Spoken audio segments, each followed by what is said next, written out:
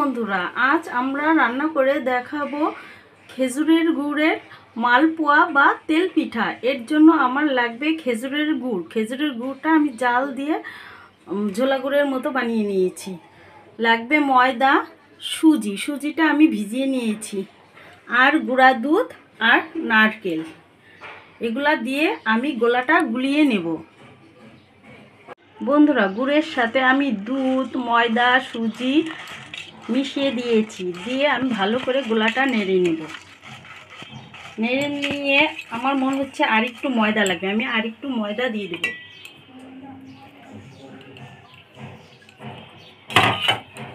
দিয়ে আমি ভালোভাবে মিশিয়ে নিব। তারপর দিয়ে দিব নারকেল দিয়েও আমি ভালোভাবে মিশিয়ে নিব।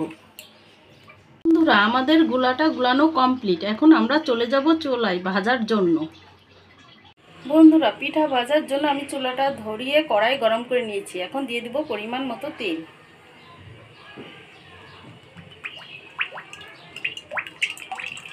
তেলটা দিয়ে আমি ভালোভাবে গরম করে নেব।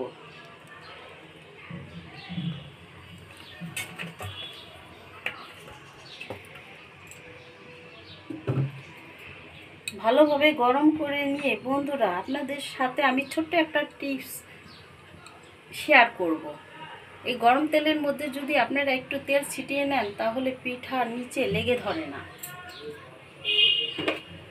সেজন্য আমি ছিটিয়ে দেব সামান্য একটু লবণ।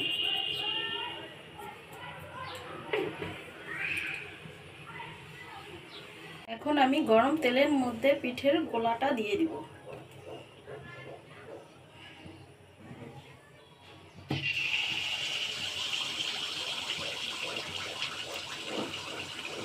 দিয়ে আমি এক এক করে ভেজে নেব।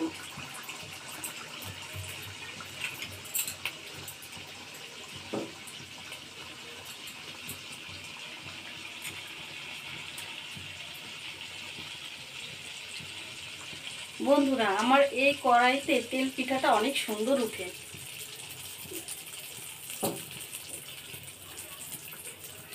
দেখুন বন্ধুরা, পিঠাটা কি সুন্দর ফুলে উঠেছে।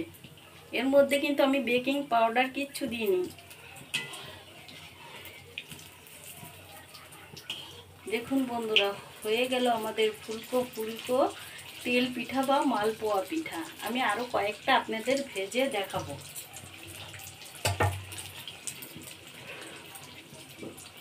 দেখছেন বন্ধুরা, আমার পিঠার তলে একটু লেগে ধরেনি, ওই লবণ দেওয়ার কারণে।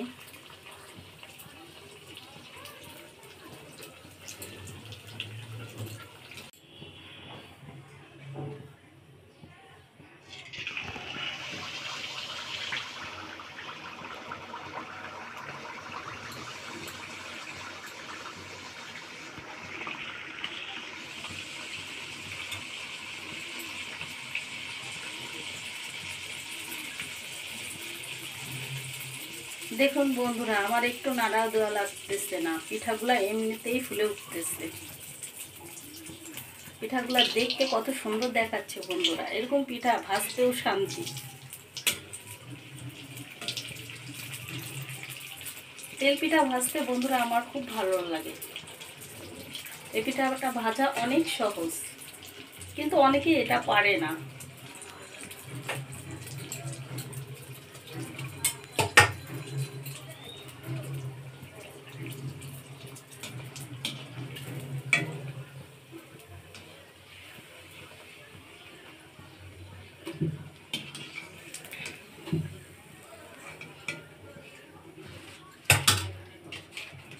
দেখছেন বন্ধুরা কত সহজ।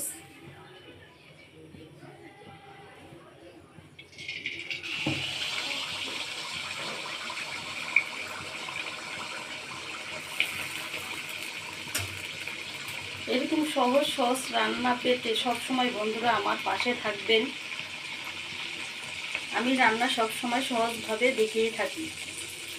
রান্নাটা আসলে অনেকই সহজ পারলে, আর না পারলে অনেক কঠিন।